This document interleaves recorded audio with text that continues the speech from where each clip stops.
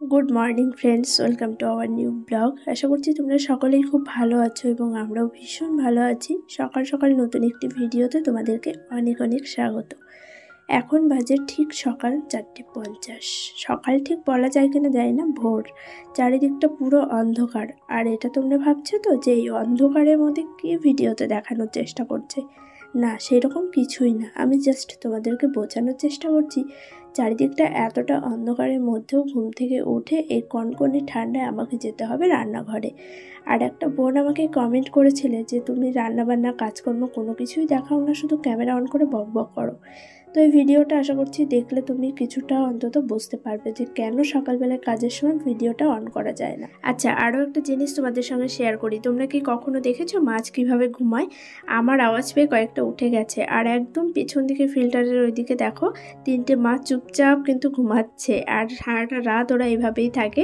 সকালবেলা যখন আমাদের আওয়াজ পায় তখন আবার এইভাবে চলতে শুরু করে।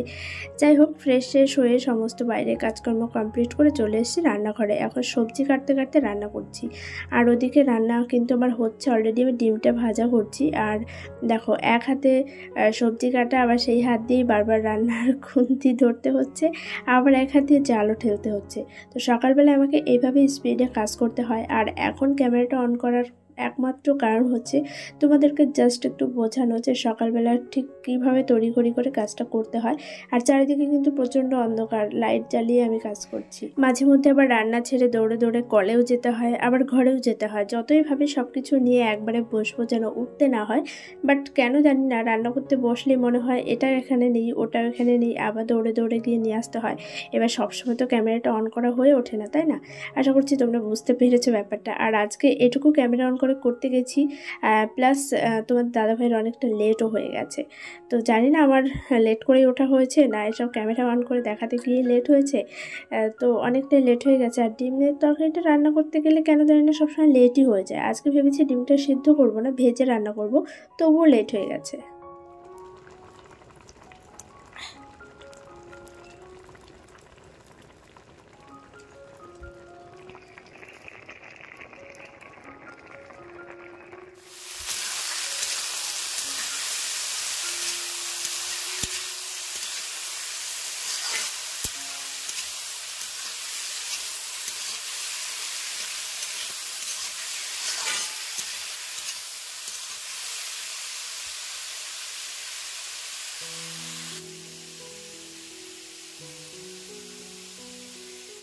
রান্নাঘরের কাজ পুরোপুরি কমপ্লিট করে নিয়েছি। তোমার দাদাভাই চলেও গেছে। ও চলে যাওয়ার আগে পর্যন্ত আমার মাথায় প্রচণ্ড চাপ থাকে, অ্যান্ড চলে যাওয়ার পরে পুরোপুরি হালকা হয়ে যায়। মনে হয় যেন সারাদিন আর কোনো কাজ নেই, পুরোপুরি ফ্রি আমি। বাট সেটা তো একদমই নয়। সারাদিন কাজকর্ম তো থাকেই সংসারে কিছু।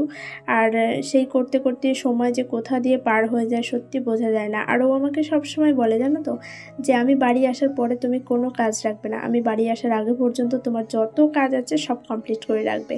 কিন্তু কিছু কিছু কাজ আছে যেগুলো ওর দ্বারাই করতে হবে, তো ওর জন্য রেখে দিতে হয়। এবং ও রেগেও যায় যে বাড়িতে এসে কতটুকু সময় থাকি আমি, তার মধ্যেও আমার কত কাজ থেকে যায়। বাট কিছু করার নেই, এইসব তো ম্যানেজ করতেই হবে এভাবেই। আর এইসব রোদ্রে দেওয়ার পরেই আমার মনে হলো ছাদটা একটু ঝাড় দিয়ে নিই, কারণ কিছুদিন আগে ধান রোদ্রে দেওয়া ছিল, এখনও ওই সাইডটা করে রয়েছে দেখতে পাচ্ছ। আর তার আগে রসুন ছিল। তো ছাদটা অনেকটাই নোংরা হয়ে আছে, তার মধ্যে বৃষ্টি হয়ে গেছে।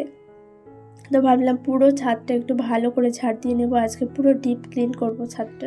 তাছাড়া শীতকালে রোদ্রে বসে থাকতে তো খুবই ভালো লাগে। আমি যদি একবার রোদ্রে বসি 1 ঘন্টা 2 ঘন্টা পার হয়ে যাবে, উঠবই না, এরকম একটা ব্যাপার। আর আমাদের বাড়িতে রোদ মানেই এই ছাদটুকুই, তাই ভাবলাম ভালো করে একদম পরিষ্কার করে রাখি, যখন তখন এটা ওটা রোদ্রে দিতে হয়, একটু বসতে হয়। আর এখানে ফুল গাছগুলিও লাগাতে চলে আসলাম। তোমার দাদাভাই তো বলেই গেছে যেটুকু তুমি পারবে করে রেখো, বাদবাকি আমি এসে রাত্রে করবো। না হলে ও যদি পুরোটাই রাত্রে করতে যায় না, আর রাত কভার হয়ে যাবে, ওর কাজে যাওয়ার সময় হয়ে যাবে, এদিকে কাজগুলি কমপ্লিট হবে না, এরকম একটা ব্যাপার। আগের দিনে করতে গিয়ে অর্ধেকটা করে রেখেছি, একটা অনুষ্ঠান ছিল সেখানে চলে গেছি, হয়নি। বাট আজকে ও করবেই বলেই গেছে। আর আমি যতটুকু পারছি করে রাখছি, একদম সুন্দর করে ঝাড় দিয়ে নিলাম। আগের যে গাছগুলি লাগানো ছিল চারিদিকে একদম পাতা পড়ে নষ্ট হয়ে গেছিলো জায়গাটা, আর তার মধ্যে বৃষ্টি হয়ে গেছে। তো পুরো ছাদটাই ঝাড় দেবো, মানে সব দিকগুলোই ভালো করে ঝাড় দিয়ে নিচ্ছি। আর পিটুনিয়া গাছগুলো আমি এখন বসিয়ে দিচ্ছি, বাদবাকি যে গাছগুলো রয়েছে সেগুলো তোমার দাদাভাই এসে করবে। আর এই সাইডটা করে দেখো, ডালগুলো গত বছরও কাটা হয়েছিল, 1 বছরের মধ্যে গাছটা আবার এত বেশি বড় হয়ে গেছে। কিন্তু আমার দ্বারা তো এসব কাটা সম্ভব না, আমি হাতের নাগালে যেটুকু পাচ্ছি সেটুকু একটু করে দিচ্ছি, যাতে এই গাছগুলো একটু রোদ পায়। না হলে এই চারা গাছগুলো একদমই বাড়ছে না, এই সাইডটা করে রোদই পাচ্ছে না। তো তোমার দাদাভাইকে বলেছি নেক্সট টাইম তুমি যেই দিন একটু ফাঁকা থাকবে সেই দিন অবশ্যই আগে গাছপালাগুলোর যত্ন করবে। না হলে শুধু শুধু টাকা দিয়ে গাছগুলো কিনে এনে যদি যত্নই না হয়, গাছের গ্রোথ না হয়, তাহলে কী লাভ আছে, তাই না? তো আমি এই যে এদিকে একটু ডিপ ক্লিন করছি, সব গাছগুলিতে একটু ভালো করে জল দিয়ে নিলাম। 12টা 10 বাজে, এইমাত্র সমস্ত কাজবাজ কমপ্লিট করলাম। ছাদটা অনেকটাই ঝাড় দিয়েছি, কিন্তু ওই পাশটা এখনও পর্যন্ত ঝাড় দেওয়া হয়নি, ওইটুকু এখন ঝাড় দিয়ে নেব। আর এই যে গাছপালাগুলি মোটামুটি আমার আয়ত্তে যেটুকু ছিল সেটুকু আমি কমপ্লিট করেছি। ওই পিটুনিয়া গাছগুলো একদিকে রেখেছি, আরও দুটো টব নেই, ওই জন্য লাগাতে পারলাম না। দেখি তোমার দাদাভাই আসুক কি বলে। আর এই যে ডালপালাগুলো ছেটে ছেটে এদিকে রাখলাম, আর নিচে ফেলেছি সব, এদিকে আর ফেলিনি, নিচে ফেলেছি। নিচে এখন গিয়ে ঝাড় দেবো, ঘরের সামনেটা উঠোনটা ঝাড় দিয়ে নেব। আর সব টবগুলো এইভাবে রেখেছি। আর যে বড় বড় 3টে গাছ রয়েছে, সেই গাছ 3টে বড় টবে লাগাতে হবে, তার জন্য নিচের থেকে মাটি আনতে হবে। ওই কাজগুলো আমার দ্বারা হবে না, তোমার দাদাভাই বলে গেছে যে তুমি যদি পারো ছোট টবের গাছগুলি লাগিয়ে রেখো, আর বাদবাকিগুলো আমি এসে করব। কারণ ওর আস্তে আস্তে তো জানোই সন্ধে লেগে যায়, এবার এসে সব কিছু যদি ও করতে যায় তাহলে আরও অনেক রাত্রি হয়ে যাবে, স্নান করতে হবে, এমনিতেই এতটা ঠান্ডা পড়ে এখন। তো ওই জন্য আমি যেটুকু পারলাম করে রাখলাম। এদিকে যে সব কিছু রোদ্রে দেওয়া রয়েছে, ব্ল্যাঙ্কেটটা একটু পরে নিয়ে যাব। আর ওইটা বিছানায় পাতা হয়, এখন বেড কভার প্রচণ্ড ঠান্ডা হয়ে থাকে, ওই জন্য পাতলা বেড কভার ব্ল্যাঙ্কেটটা বিছানার ওপর পেতে দিই। বালিশ দুটো নিয়ে এসেছিলাম, সব রোদ্রে দেওয়া হয়ে গেছে। চলো এখন নিচে যাই, নিচটা এখন ঝাড় দেবো। 12টা পার হয়ে গেছে, স্নান করবো, আজকে শ্যাম্পু করবো ভাবছি। আর এই দিকটাতে প্রচণ্ড পরিমাণে হাওয়া দিচ্ছে। আর ওই গাছের ডাল আমি যতটুকু পারলাম কাটলাম। আর ও যেহেতু রাত করে আসে, রাত্রে তো গাছের ডাল কাটা যাবে না, এরপরে দেখি কবে সময় হয় সেই দিন বলবো এই সাইডটা করে গাছের ডালগুলো কেটে দিতে। না হলে ফুল গাছগুলো বাড়ছেও না, আর গাছগুলি কেমন হয়ে গেছে, মানে রোদ একদমই পায় না। এই সাইডটা পুরো ছায়া, গাছের ডাল কিছু কিছু অন্তত কাটতেই হবে, না হলে গাছগুলিকে বাঁচাতে পারবো না, এই ছোট ছোট গাছগুলি। বাইরের কাজ মোটামুটি কমপ্লিট করে নিয়েছি, ছাদের সব জামা কাপড় নিয়ে এখন যাব ঘরে। 2টো পার হয়ে গেছে, রোদ প্রায় চলেই যাবে। আর কখন থেকে বলছে স্নান করব, বাট এখনও পর্যন্ত স্নানটাই করতে পারলাম না। কাজ একবার শুরু হলে যেন শেষই হতে চায় না, একটার পর একটা চলছেই কন্টিনিউ। ঘরের বেশ কিছু কাজ ছিল, কারণ এই কদিন শুধু মেশিনেই কাজ করে গেছি। মেশিনের ওই সাইডটা অনেকটাই নোংরা ছিল, সেগুলো ক্লিন করে নিয়েছি। এখন কলিন দিয়ে একটু ভালো করে মুছে নিচ্ছি, তারপর ঘরটাও মুছে নেব। আর তার আগে ঘরটাও একটু ঝাড় দিয়ে নেব। এই ফুলগুলিও ফেলে দেবো, অনেক দিন হয়ে গেছে এবং প্রত্যেকটা ফুল ঝরেও যাচ্ছে। অ্যানিভার্সারি আগের দিন আমি আর বোন গেছিলাম বাজারে কিছু লাল গোলাপ আনতে, কারণ আমরা প্রত্যেকেই জানি লাল গোলাপ ভালোবাসার প্রতীক। আর আমাদের একটা স্পেশাল ডে, অ্যানিভার্সারির দিন কিছু গোলাপ আনবো না সেটা কি করে হয়। তো সেই দিন ওই ফুলগুলি আনতে গিয়ে কাকু যখন জানতে পারে আমাদের অ্যানিভার্সারি, জোর করেই এই রজনীগন্ধার স্টিকগুলো আমাকে দিয়ে দেয় এবং আমাকে রজনীগন্ধার মালা নেওয়ার জন্য অনেক জোর করছিল। বাট আমি কাকুকে অনেকবার বলেছি যে না কাকু, ওটা নষ্ট হবে, শুধু শুধু কোনো কাজেই লাগবে না, তাই নিয়ে লাভ নেই। তবে রজনীগন্ধার স্টিকগুলো ফ্লাওয়ার বাসে রেখে দিলে বেশ ভালোই লাগে, ঘরটাও একদম সুগন্ধি হয়ে যায়, ওই জন্য নিয়ে এসেছি। তাছাড়া ওই কাকুর সঙ্গে আমাদের সম্পর্কটা ভীষণই ভালো, আমাদের বিয়ের মালা থেকে শুরু করে ফুল সমস্ত কিছু ওখান থেকেই নেওয়া হয়েছিল। সেই থেকেই আমাদের পরিচয় এবং খুব ভালো একটা সম্পর্ক তৈরি হয়ে গেছে। আর এখন যতবারই যায় না কেন খুব ভালোবাসে এবং জোর করেই অনেক ফুলও মাঝে মধ্যে দিয়েও দেয়। আজকে প্রচুর কাজকর্ম করেছি এবং যতটুকু পেরেছি তোমাদের সঙ্গে শেয়ার করার চেষ্টা করেছি। অন ক্যামেরায় তো যেটুকু তোমরা দেখতে পেলে, তাছাড়াও অনেক কাজ হয়েছে। বাইরে এসে উঠোনটা ঝাড় দিলাম, ঘর ঝাড় দিয়ে ঘর মুছে, ঘরে এতদিন মেশিনে যে কাজগুলো করেছি সব জঙ্গল হয়েছিল নিচ দিয়ে, তাড়াহুড়ো করে শুধু কাজগুলো করে গেছি, প্রত্যেক দিন তো আর পরিষ্কার করা হয়নি, সেইগুলো সব আজকে পরিষ্কার করেছি। তারপর থালা বাসন ছিল সেগুলো মাজা ধোয়া করলাম, জামা কাপড় কাচলাম, সব কিছু মানে শেষ করে স্নান করতে করতে দেখো 3:44। আজকেও সেই লেট, তবে এখন স্নান করিনি, 10-15 মিনিট হয়ে গেছে স্নান করেছি, আবার পুজো দিলাম। এখন ঘরে এসে বসেছি, একটু ফোন ঘাটাঘাটি করছিলাম। প্রচণ্ড ঠান্ডা লাগছে, তার কারণ হচ্ছে চুলটা ভেজা, তাই সোয়েটারটা পরে নিয়েছি। আর এখন আমি ড্রায়ার দিয়ে চুলটাও শুকিয়ে নেব, আর না হলে আবার ঠান্ডা লেগে যাবে। আমার এমনিতেই ঠান্ডার প্রবলেম, তবে এই শীতে আমি জানি না কি অবস্থা হবে আমার। মানে প্রত্যেক দিন সকাল সকাল ঘুম থেকে উঠে আবার এই যে বেলা করে স্নান করা, যাই হোক চলো, এখন হচ্ছে একটু রেস্ট নিচ্ছি। আবার সন্ধেবেলায় বোন আসবে 5টার দিকে, ওর একটা বিয়ে বাড়িতে ইনভাইট রয়েছে আজকে, তো সেখানে যাবে। ওর হচ্ছে বান্ধবী, মানে ওরা একসঙ্গে পড়তো আর কি, তো সেই বিয়েতে যাবে। আর একটু রেডি হওয়ার জন্য আসবে আমার কাছে, ওকেও একটু রেডি করে দেব। আর তারপরে তো আবার রান্নাবান্না রয়েছেই। বাড়ির পাশে একটা পুজোর অনুষ্ঠান আছে আজকে, মা গেছে, মা আমাকে বললো যাবো কিনা, কিন্তু আমার এই যে চুলটা ভেজা, এত ঠান্ডা লাগছে, এখন গেলে আবার সেই শাড়ি পরতে হবে, সেই আলসেমি করে আর গেলাম না। মাকে বললাম তুমি যাও, আমি আর এখন যাবো না, শাড়ি পরার ভয়ে গেলাম না, না হলে যেতাম। যাই হোক চলো, এখন একটু ড্রায়ার দিয়ে চুলটা শুকিয়ে নিই। 4টে তো বাজতেই চললো, 5টার দিকে বললো বোন আসবে। আর রাত্রে কি রান্নাবান্না হবে এখনো পর্যন্ত জানি না। তোমার দাদাভাই ফোন করেছিল, ভিডিও কল, ওকে দেখালাম। গাছগুলো দেখার জন্য ফোন করেছিল, কিভাবে কি লাগিয়েছি সেগুলো সব ভিডিও কলে দেখিয়েছি। বললো ঠিকঠাকই আছে, বাড়ি এসে বাদ বাকিটুকু ও করে নেবে। গুনগুন ফাগুন। বিকেলবেলায় তোমাদেরকে বললাম যে বোন আসবে আজকে সাজতে, ও তো কোনোদিনও এভাবে সাজে না, আজকে ফার্স্ট টাইম। এত মেকআপ, এত সাজ, এত শাড়ি, এত গয়নাগাটি কিছুই পরেনি। আর এখন তো প্রচন্ড শীতের সময়, হাইনেক তো পরতেই হবে, না হলে সোয়েটার পরতে হতো। তো এই লুকটা কেমন লাগছে তোমরা অবশ্যই কমেন্টে জানাও।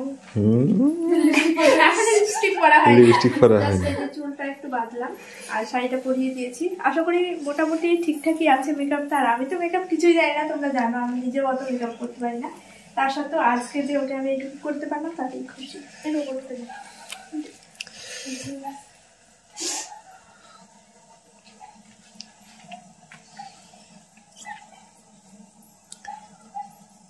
অনেক অনেক সুন্দর লাগছে আজকে। আর এখন লিপস্টিকটা বাকি, তারপর দেখি আরো কি কি দেওয়া যায়, কোথায় কোথায়।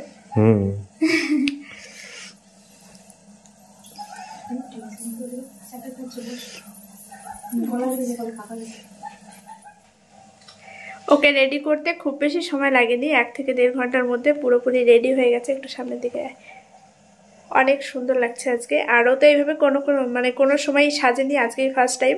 আর আজকে রয়েছে ওর বান্ধবীর বিয়ে, বান্ধবী ঠিক না দিদিও বলা যায়, কারণ ওরা একসঙ্গে পড়াশোনা করেছে জাস্ট 1 থেকে 2 বছর। তার আগে ও হচ্ছে সিনিয়র ওর থেকে অনেকটাই। তো যাই হোক, ওই যে বিয়ে বাড়িতে যাওয়ার জন্য ফুল রেডি। আর তোমার দাদাভাই এই জাস্ট কাজের থেকে ফিরলো, ও যাবে, ওকে একটু দিয়ে আসতে। আর আমি এখন যাবো রান্নাঘরে, মা ওইদিকে রান্নাবান্নাও বসিয়ে দিয়েছে। আর ওই লুকটা কেমন লাগছে অবশ্যই তোমরা কমেন্টে জানিও। আমি যদিও মেকআপের কিছুই জানি না, নিজে যতটুকু পারি ততটুকু দিয়েই আমি ওর মেকআপটা করার চেষ্টা করলাম। আর এই দেখো কই রিং লাইটের মধ্যে মাথা ঢুকিয়ে করছে। চলো তোমরা কমেন্টে জানিও কেমন লাগছে। তুমি বলো তো কেমন লাগছে তোমার শাড়ি? তুমি সবসময় হেভি দেখবা, হ্যাঁ বোর থেকে শাড়ি সবসময়।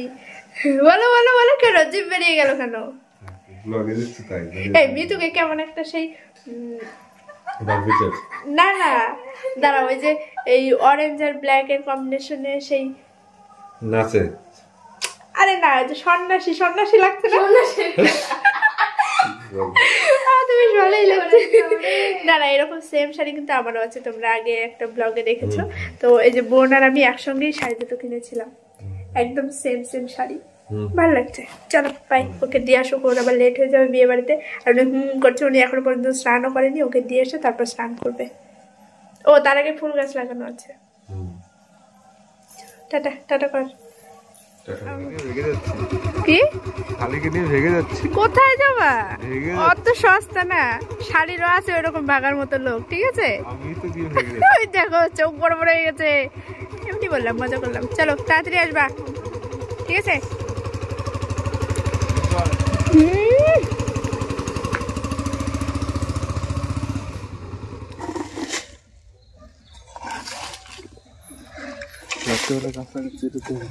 তো কি হয়েছে, সময় না থাকলে কি করা যাবে? রাত্রি 9:30টার সময় এখন আমরা ফুল গাছ লাগাচ্ছি। আর তার জন্য এই যে নিচে মাটি নিতে এসছি। লাগাতে নেই তো, কিন্তু সময় নেই তো, গাছগুলো নষ্ট হয়ে যাবে, কি করব? তার থেকে ভালো লাগিয়ে দেওয়া।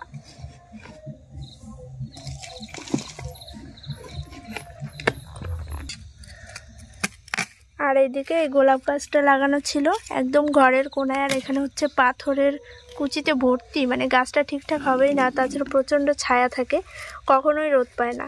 তো ওই জন্য ভাবলাম একটা টব খালি আছে, এই গাছটা তুলে নিয়ে টবে বসাবো। এই জায়গা দিয়ে সব পাথর।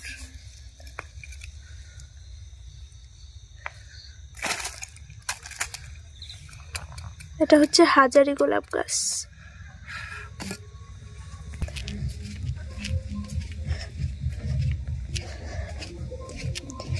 এইদিকে এই যে সব গাছগুলি লাগানো হয়ে গেছে। দেখো এটা হচ্ছে কি গাছ জানো? পাতাবাহারি, তাই তো? এই পাতাবাহারির মতোই একটা, মানে শীতকালে হচ্ছে গাছের পাতা উপর দিকে সুন্দর লাল হয়ে যায়। আর ওই টবটাতে ওই যে গোলাপ গাছটা বসাবে। আর এইদিকে হয়েছে ক্যাপসিকামের চারা, এটা বসানো হয়ে গেছে। আর ওইদিকে হচ্ছে কি গাছ জানো? কাগজ ফুল গাছ। কাগজ ফুল গাছটাও বসানো হয়ে গেছে। আর আমি এই যে এদিকে গাছ লাগিয়েছিলাম পিটুনিয়া, আর এদিকে এখনো দুটো বাকি আছে, এই দুটো লাগানো হবে।